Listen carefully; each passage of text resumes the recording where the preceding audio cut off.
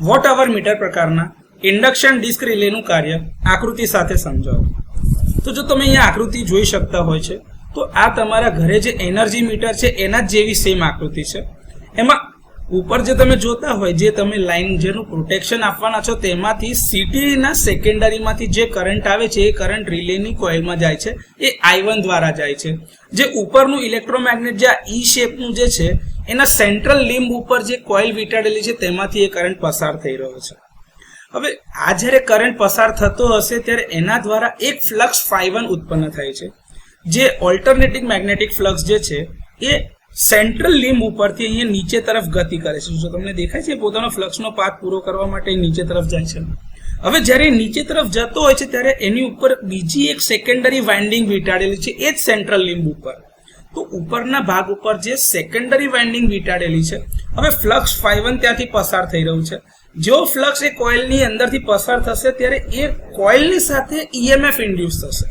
હવે એ EMF E2 જે induce થશે એ કોઇલમાં, અને એ કોઇલ પાછો એક ક્લોઝ પાથ બનાવે છે જેના કારણે તેમાંથી એક કરંટ પસાર થતો હશે I2. આ જે ઇન્ડ્યુસ થયેલા વોલ્ટેજ જેના લીધે સેકન્ડરી કરંટ ઉત્પન્ન થાય છે એ તમે જોતા હોય તો એ લાલ કલરનો આ જે પાથ દેખાય છે I2 એના દ્વારા દર્શાવેલો છે.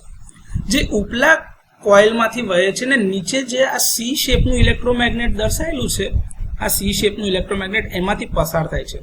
હવે જ્યારે ત્યાં આગળથી પસાર થતું હશે તો એના કારણે એ ઇલેક્ટ્રોમેગ્નેટમાં બી એક ફ્લક્સ હશે.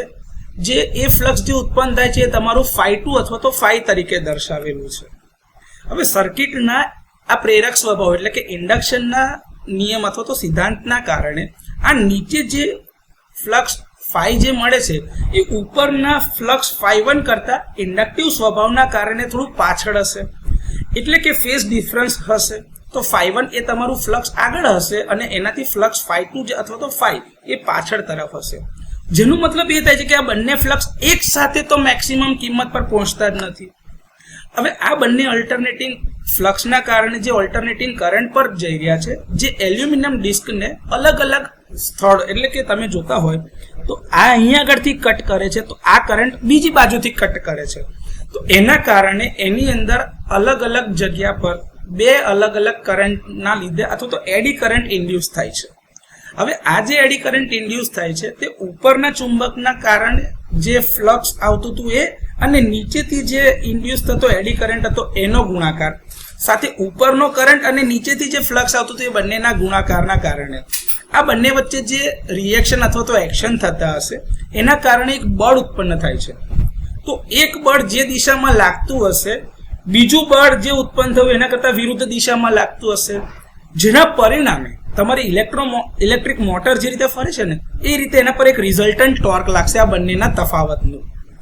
હવે સામાન્ય સ્થિતિમાં એક સ્પ્રિંગના દ્વારા એક રિસ્ટ્રેનિંગ ટોર્ક લાગતું હશે જે આ ડિસ્કની ગતિને અટકાવે છે.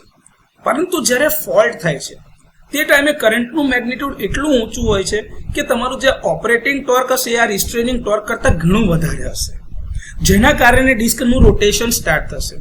હવે જ્યારે ડિસ્ક ફરે છે ત્યારે આ સ્પિન્ડલને પણ ફેરવે છે અને કોન્ટેક્ટ જ્યાં સુધી ક્લોઝ ના થાય ટ્રીપ સર્કિટ સાથે ત્યાં સુધી એને લઈ જાય છે. અને જેવા કોન્ટેક્ટ ક્લોઝ થશે એટલે ટ્રીપ સર્કિટ એનર્જાઇઝ થશે, જે સર્કિટ બ્રેકરને ઓપન થવા માટે એક સિગ્નલ મોકલે છે. તો આ રીતે વોટ અવર પ્રકારનું ઇન્ડક્શન ડિસ્ક રિલે કામ કરે છે.